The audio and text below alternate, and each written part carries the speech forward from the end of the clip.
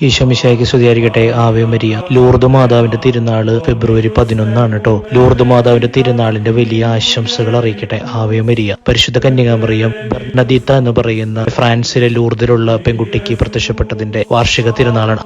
ആദ്യത്തെ പ്രത്യക്ഷീകരണം ഫെബ്രുവരി 11 1858 അതിന്റെ ഓർമ്മയായിട്ട് ബന്ധപ്പെട്ട് ഫെബ്രുവരി 11 ലൂർദ് മാതാവിന്റെ തിരുനാളായിട്ട് വെച്ചിരിക്കുന്നത്. ലൂർദ് മാതാവ് അറിയപ്പെടുന്നത് ആരോഗ്യ മാതാവ് എന്നാണ്. ആരോഗ്യ മാതാവ്, അതുപോലെ വിശുദ്ധ ബെർണദീത്ത രോഗികളുടെ മധ്യസ്ഥയായിട്ടും കൂടെ സഭയിൽ അറിയപ്പെടുന്നുണ്ട്. എല്ലാ തരത്തിലെ പ്രത്യേകിച്ച് ആന്തരിക സൗഖ്യം വേണ്ട രോഗങ്ങളുടെയൊക്കെ പ്രത്യേക മധ്യസ്ഥരാണ് ഇവര്. പരിശുദ്ധ അമ്മ ലൂർദ് മാതാവ് സൗഖ്യത്തിന്റെ മധ്യസ്ഥയാണ്. എത്രയും സൗഖ്യങ്ങള് ലൂർദില് അത്ഭുത ഉറവയുണ്ട്. അത്ഭുത ഉറവയിൽ പ്രാർത്ഥിച്ചിട്ട് ഒരുപാട് പേർക്ക് സൗഖ്യം കിട്ടുന്നുണ്ട്. അതുപോലെ ദിവ്യകാരുണ്യ ആരാധനയിലും പ്രദക്ഷിണത്തിലും ജപമാല പ്രദക്ഷിണത്തിലും പങ്കെടുക്കുന്ന നൂറുകണക്കിന് ലക്ഷക്കണക്കിന് ആളുകൾക്ക് ഈ കഴിഞ്ഞ 150 വർഷത്തിനുള്ളിൽ സൗഖ്യം കിട്ടിയതായിട്ട് മെഡിക്കലി തെളിയിക്കപ്പെട്ട കേസുകൾ വരെ ഉണ്ട്. സഭ അത് ഡോക്ടർമാരെ കൊണ്ട് പഠിപ്പിച്ചിട്ട് 70 കേസുകൾ ഔദ്യോഗികമായിട്ട് മെഡിക്കൽ കൗൺസിൽ തന്നെ ഇത് ശാസ്ത്രീയമല്ല, ഇത് ദൈവത്തിന്റെ ഇടപെടലാണെന്ന് തെളിയിച്ചിട്ടുണ്ട്. അങ്ങനെയുള്ള ഒരു സ്ഥലമാണ് ലൂർദിന്റെ സ്ഥലം. പെന്തക്കോസ്ത പാസ്റ്റർമാരുടെ പുസ്തകം ഞാൻ വായിച്ചിട്ടുള്ള 2-3 പുസ്തകങ്ങളിൽ ലൂർദിലുള്ള അത്ഭുതങ്ങളെ കുറിച്ച് പറയുന്നുണ്ട്. അവര് തന്നെ പറയുന്നുണ്ട്, പഠിച്ചപ്പോൾ അത് എന്താ പറയാ ശാസ്ത്രീയമല്ല,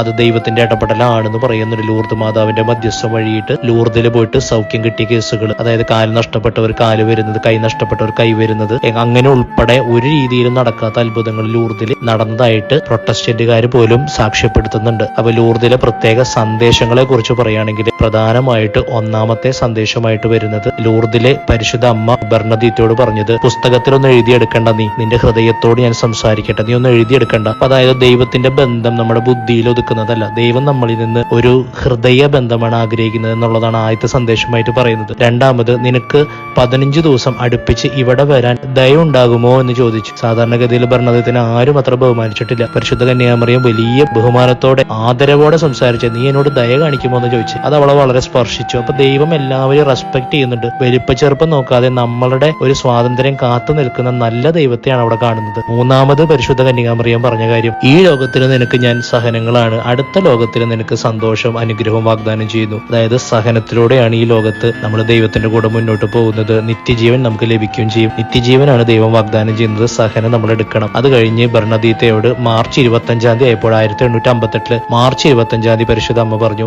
ഞാൻ അമലോത്ഭവയാണെന്ന് പറഞ്ഞു. അങ്ങനെയാണ് ഇത് ആധികാരികമായി മെത്രാൻ അംഗീകരിക്കാനിടയായത്.